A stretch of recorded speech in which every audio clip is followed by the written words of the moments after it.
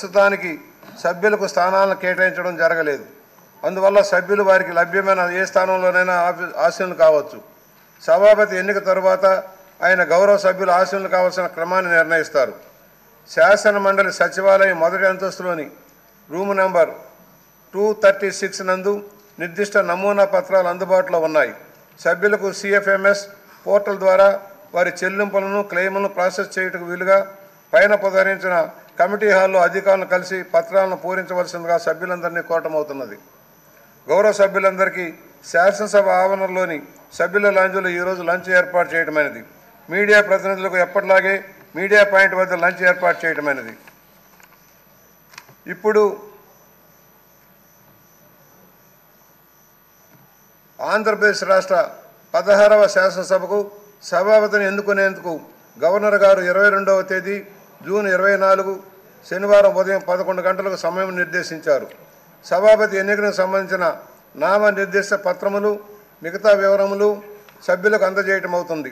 పూర్తి చేసిన నామనిర్దేశ పత్రాలు ఈరోజు అనగా 21 జూన్ 24 శుక్రవారం సాయంత్రం 5 గంటలలోపు శాసన మండలి ప్రధాన కార్యదర్శికి అందజేయవలసి ఉంటుంది.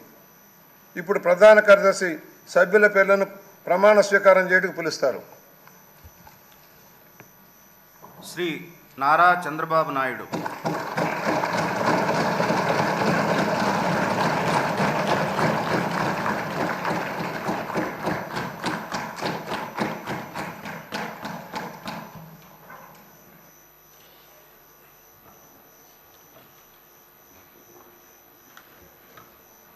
నారా చంద్రబాబు నాయుడు అనే నేను శాసనసభ సభ్యునిగా ఎన్నిక అయినందున శాసనం ద్వారా నిర్మితమైన భారత రాజ్యాంగం పట్ల నిజమైన విశ్వాసం, విధేయత చూపుతానని, భారతదేశ సార్వభౌమాధికారాన్ని, సమగ్రతను కాపాడుతానని, నేను స్వీకరించబోయే కర్తవ్యాన్ని శ్రద్ధాశక్తులతో నిర్వహిస్తానని దైవ సాక్షిగా ప్రమాణం చేస్తున్నాను.